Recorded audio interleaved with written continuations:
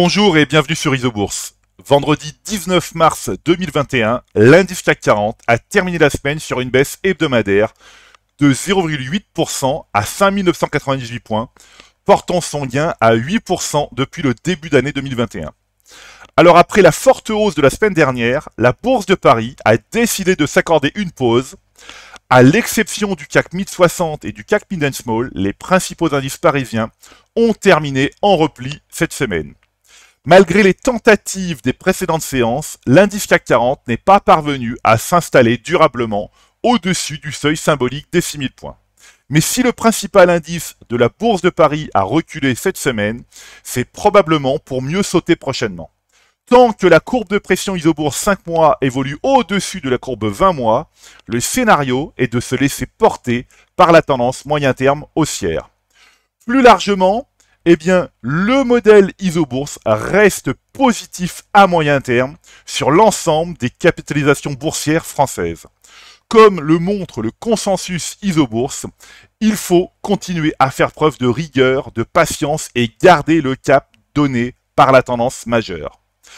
Intéressons-nous maintenant aux valeurs du SBF 120, l'indice parisien plus large et plus diversifié que le CAC 40. Alors sur les 120 valeurs qui composent l'indice, près de 75% d'entre elles évoluent ou sont en train d'entrer dans une phase haussière de moyen terme. Si vous avez un portefeuille d'actions françaises, voici en quelques clics la liste des actions que le logiciel Isobourse recommande de conserver à moyen terme. Le consensus Isobourse permet d'identifier les opportunités et synthétise l'évolution d'une liste ou d'un portefeuille sous la forme de graphiques. C'est un outil efficace qui permet d'identifier rapidement les valeurs intéressantes et celles qui demeurent dangereuses.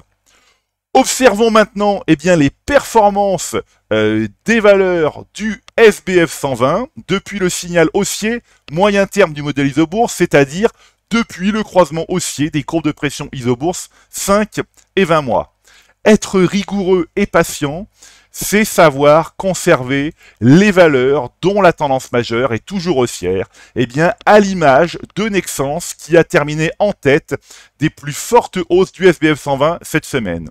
Le modèle Isobourse est passé positif à moyen terme en juin 2020 sur le titre du fabricant de câbles.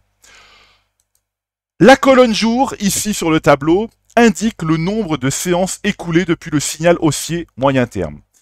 Cela fait 353 séances que l'action du laboratoire d'analyse Eurofins Scientifique évolue en tendance haussière, notamment depuis le mois d'octobre 2019, donc 74% de gains depuis le signal haussier.